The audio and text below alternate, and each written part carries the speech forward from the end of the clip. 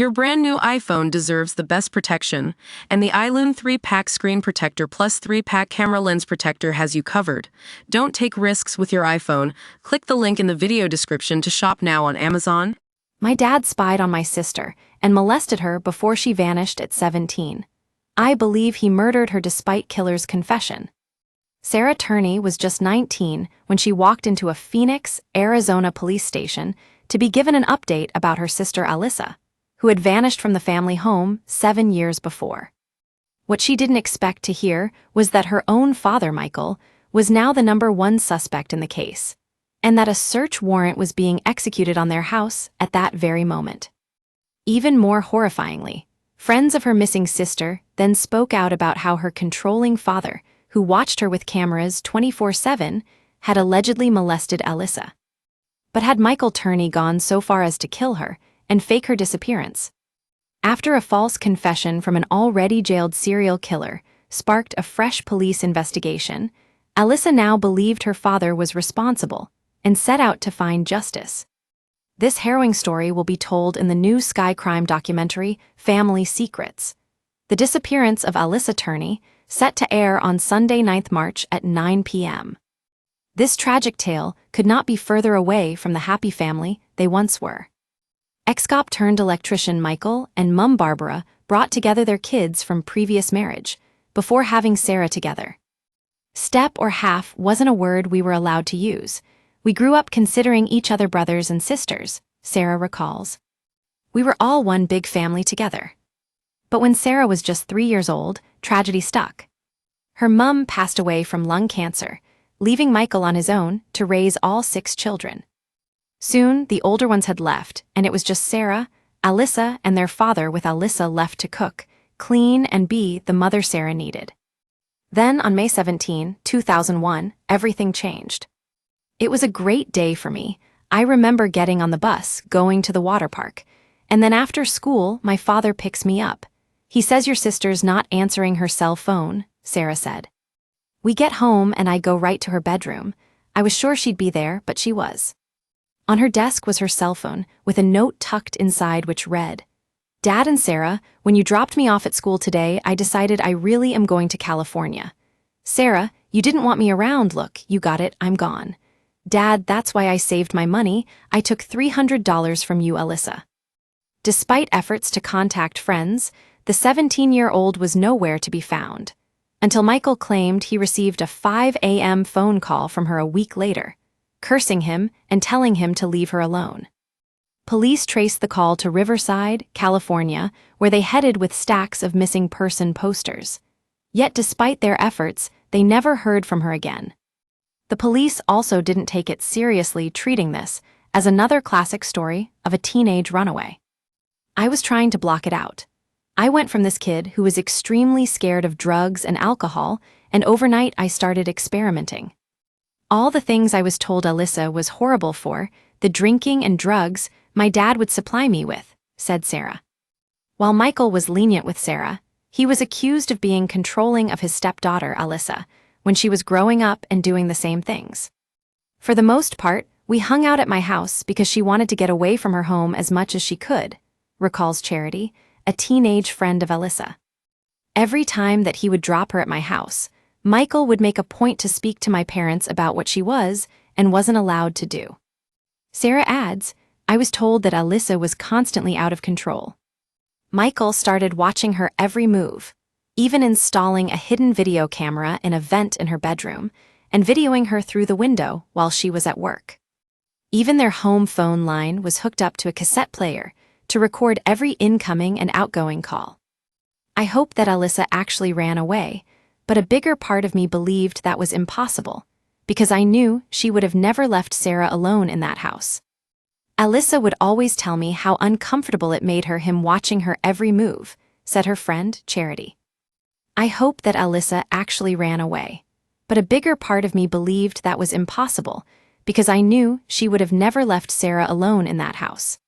The case went cold for years, until in 2006, a shocking confession seemed to turn everything on its head.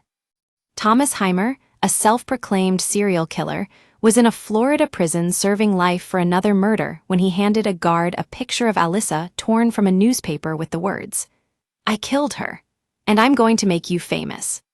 Phoenix police were quick to fly in and interview Heimer, but it soon became clear that things weren't adding up. Heimer claimed that Alyssa was a heroin addict, which she wasn't, and upon further examination admitted that he might have been mistaken. They hadn't solved the case, but it was enough to put Alyssa back in the spotlight. A new detective was in charge, William Anderson, and he was keen to get to the bottom of what had happened. "Honestly, I was having trouble with a teenage girl cutting all ties with everybody she's ever known," he said. "That just doesn't happen. That could suggest something nefarious could have happened to her." Michael declined a formal interview with the police, but claimed that her boyfriend, John Lockman, was violent towards her. He showed police a videotape taken just one day before she disappeared, showing the couple in a heated argument before Alyssa throws her phone at the wall and John drives off. But when Detective Anderson interviewed John, it emerged that Michael had told him Alyssa was cheating, which prompted their videotaped confrontation. For Anderson, what at first looked like evidence of a violent boyfriend now appeared to be evidence of a staged scene set up by Michael. Yet what Anderson was told next took things to an even darker place. John said Alyssa had claimed Michael had molested her, the documentary revealing that this story was then backed up by Rhett Turney, one of Alyssa's stepbrothers, and her friend Jessica Lang. They alleged that one evening, Michael had taken Alyssa out for a drive and tried to sexually assault her, leaving Alyssa in tears before making her leave the car and walk home, though Michael denies this ever happened.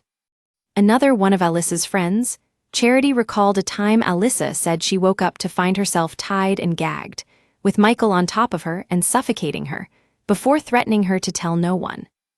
Anderson knew there was extensive surveillance around the house and taped phone calls, but Michael never handed over the evidence from the day of her disappearance that could explain where she went. He asked for the tape of their call that supposedly happened a week after she went missing, but again to no avail. "Again, I ask Mike, I want to hear a recording of that phone call, but he doesn't have it. Michael's behavior towards me had become progressively worse, and I need those tapes," Anderson tells the documentary. By December 11, 2008, Michael was the prime suspect in this case. They executed a search warrant, but what they found is far beyond anything they imagined. "I recall walking into the front hallway area and seeing firearms lined up. Just a massive amount of weapons. It was an epic mess. There were just piles of things everywhere," recalls Dr. Aaron Nelson, the lead forensic scientist on the case. Other findings reveal Michael's twisted sexual desires. "We came across videotapes which show Michael having sex with a particular woman. We also found Polaroids. The woman is bound and blindfolded," said D.T. Anderson. Then, when you add to that what Alyssa's friends say she experienced, it becomes much more disturbing. Digging deeper, they suddenly realized they were in immense danger. Bags around the house were filled with pipe bombs, while Michael's van had been turned into one giant bomb, complete with propane, bleach, and nails. Inside his safe, they found a manifesto titled Diary of a Madman, explaining Michael's plans to attack his former electricians' union, over the belief they were trying to kill him, although Michael denied he ever intended to carry out this plan. It also detailed a bizarre theory about what happened to Alyssa. Michael says Alyssa was abducted by the union and murdered, and that her body was dumped in California. But none of these things make sense, explained D.T. Anderson. "When the trial started, I was getting more and more nervous, but I was hopeful that we would finally get justice for Alyssa." He was arrested and jailed for possession of the explosives and released in 2017, but police were no closer to solving Alyssa's case. The missing tapes were nowhere to be found. Frustrated, Sarah began digging herself flat out, asking her father when he was released if he'd killed Alyssa. In response, he said that if she wanted to know the truth, he should come and visit her on his deathbed. She also found a map with a location in California marked, but the police told her they couldn't do anything without a body. By now, however, Sarah was convinced her father was responsible. It wasn't until August 2020 that Sarah heard the news that the police had taken him into custody. It's absolutely horrible to hear that your father's been arrested for your sister's murder.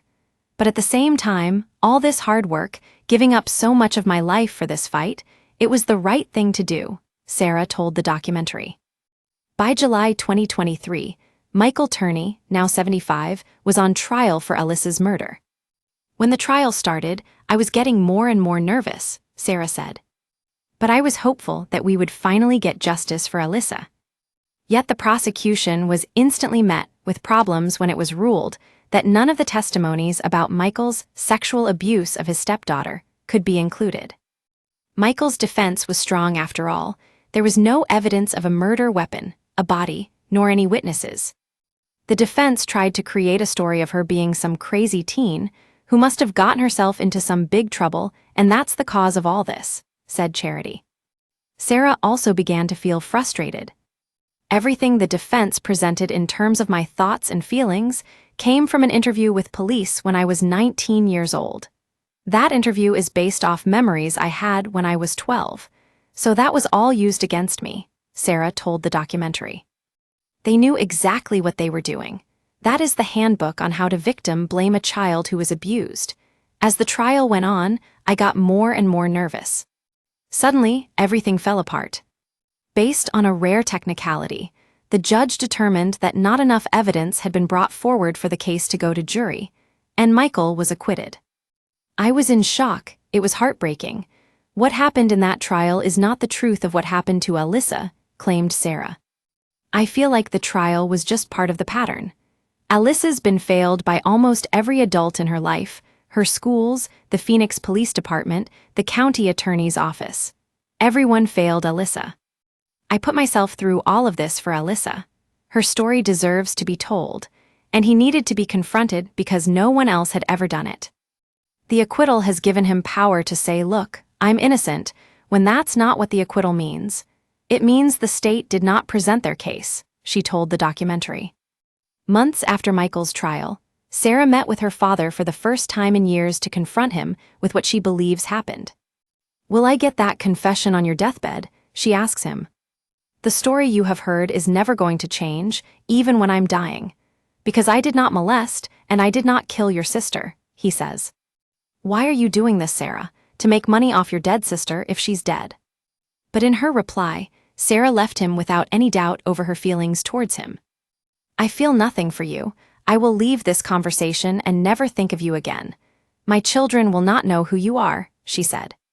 Sarah remains determined to uncover what she thinks is the truth, and has now built up a strong online following to ensure Alyssa's story is never forgotten. "I put myself through all of this for Alyssa. Her story deserves to be told, and he needed to be confronted because no one else had ever done it," she said. "I don't need a judge or a jury to tell what we all know happened. And although I don't have a legal sense of justice right now, I'm at peace with what I've done for Alyssa. You may not always get the results you want, but at least you have peace knowing you've done everything you can." Family Secrets: The Disappearance of Alyssa Turney, set to air on Sunday, 9th March at 9 p.m.